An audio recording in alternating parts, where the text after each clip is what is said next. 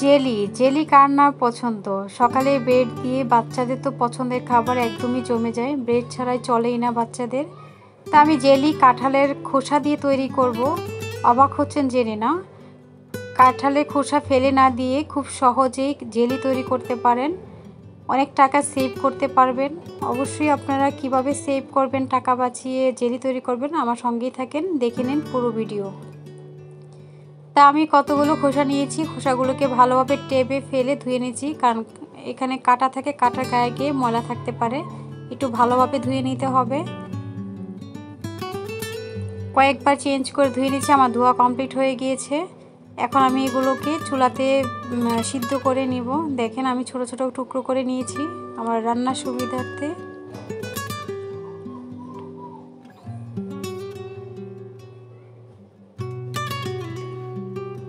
এখন আমি জাল বসিয়ে দিয়েছি, আমার বলক চলে আসতেছে। এই পর্যায়ে আমি ঢাকনাতে ঢেকে দিব 10 মিনিটের জন্য। তো 10 মিনিট পর ফিরে আসলাম, দেখেন আমার এটা সিদ্ধ হয়ে গিয়েছে।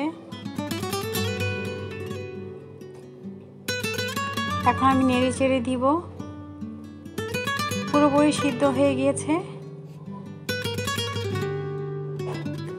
আমার এটা বলক চলে এসেছে, আর একটু বলক আসলে আর একটু সিদ্ধ করে নামিয়ে ফেলবো। এখন একটু নেড়ে চেড়ে মিশিয়ে দিব।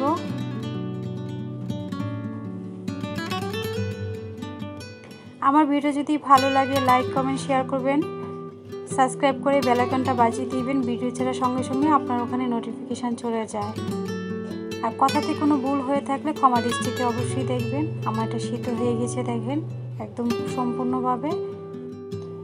আমি 2টা কাঁঠালের কোষ নিয়েছি, এই 2টাকে ছাঁকনি দিয়ে এভাবে ছেঁকে নিয়েছি রসটাকে, পিওর রসটাকে নেওয়ার জন্য। আপনারা চাইলে ব্লেন্ডার যারা ব্লেন্ড করে নিতে পারেন।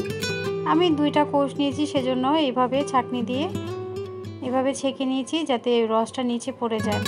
তো আমার এটা হচ্ছে কাঁঠালের খোসার রস, দেখেন কতটা ঘনত্ব, কালারটা খুব সুন্দর, ক্যামেরাতে বোঝা যাচ্ছে না। এটা নিয়েছি। এখন এটা ঠান্ডা অবস্থায় আছে, এই পর্যায়ে আমি আগার আগার মিশাবো। 1 চামচ আগার আগার দিয়ে দিলাম, 1/2 চামচ দিয়েছি যেহেতু আমার পরিমাপটা একটু কম, কারণ আগার আগারটা অবশ্যই ঠান্ডা অবস্থায় মিশাবেন, গরম চুলাতে কখনো মিশাতে যাবে না, তাহলে এটা নষ্ট হয়ে যাবে। আমার মিশানো হয়ে গিয়েছে, দেখেন এখানে আমি 2টা কাঁঠালের কোষ এভাবে পিওর রস করে নিয়েছি। এখন চলে যাব চুলাতে। আবার চুলাতে একটা প্যান বসিয়ে দিয়েছি, আগার আগার মিশানো রসটাকে দিয়ে দিলাম চুলাতে, দিয়ে এখন দিয়ে দিব 2টা কাঁঠালের রস, সেটাকে দিয়ে দিচ্ছি, দিয়ে ভালোভাবে মিশিয়ে দিচ্ছি। এখন অনবরত নাড়ায় রাখতে হবে, যেহেতু এখানে আগার আগার পাউডার দেওয়া আছে, না হয় নিচে লেগে যেতে পারে। খুব দ্রুত একদম সহজেই হয়ে যায় এই জেলিটা, কাঁঠালের জেলি। কাঁঠাল বলতে না, কাঁঠালের খোসার জেলি।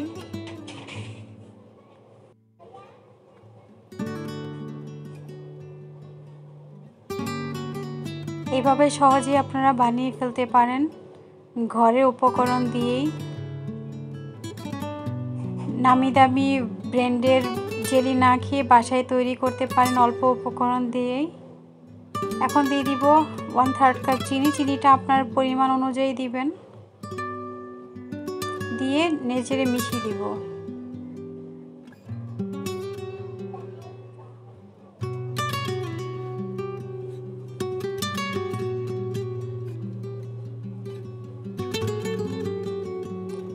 আমার এটা মেশানো হয়ে গেছে, এখন দিয়ে দিব অল্প কিছু পরিমাণ কালার, ফুড কালার। আমি অরেঞ্জ ফুড কালার দিয়েছি, অরেঞ্জ ফুড কালারটা আমার খুব পছন্দ, ভালো লাগে। আপনারা চাইলে রেড কালার দিতে পারেন, যে কোনো কালার দিতে পারেন। তাই আমি অরেঞ্জ ফুড কালারটা দিয়েছি। এটা পরিমাপটা অল্প একটু দিলেই হয়ে যাবে, কোনো পরিমাপ নেই, আপনাদের পরিমাণ অনুযায়ী দিবেন। দিয়ে ভালোভাবে মিশিয়ে নিচ্ছি। এটা অনবরত নাড়ায় রাখতে হবে, অনেকটা ঘন হয়ে আসতেছে, এখন বলক আসতেছে আস্তে আস্তে। আমার এটা বলক চলে এসেছে। আর কিছুক্ষণ রেখে দিব, কারণ বেশি জাল করা যাবে না, ঠান্ডা হলে এমনিতেই অনেক জমে যায় জেলিগুলো।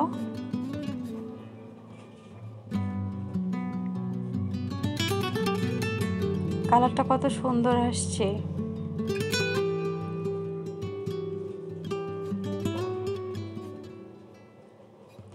তা আমার এই পর্যায়ে নামিয়ে ফেলবো, কারণ বেশিক্ষণ যদি জাল করা হয় তাহলে জেলিটা একদম বসে যাবে। এই পর্যায়ে আমি নামিয়ে নিব, ঠান্ডা হলে একদম পারফেক্ট হয়ে জেলি হয়ে যাবে।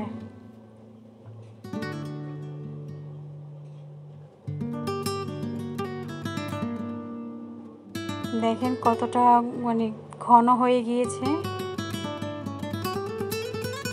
কেউ বলতে পারবে না এটা যে কাঁঠালের খোসা দিয়ে তৈরি করা হয়েছে। খুব সহজে তৈরি করে ফেলতে পারেন। ফেলে দেওয়া জিনিস দিয়েও খাবার তৈরি করা যায়।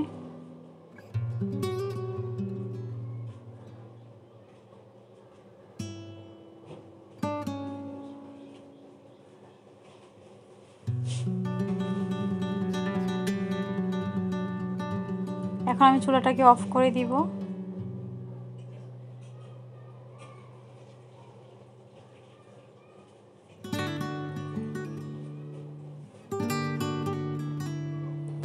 আমার চুলাটা অফ করে দিয়েছি। এই পর্যায়ে আমার জেলি তৈরি করা হয়ে গিয়েছে দেখেন। এখন আমি একটা সার্ভিং ডিশে তুলে নিব।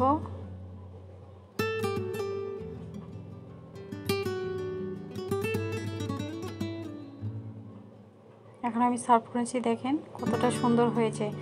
এখন গরম অবস্থা আছে, যখন ঠান্ডা হয়ে যাবে একদম জেলির মতো বসে যাবে।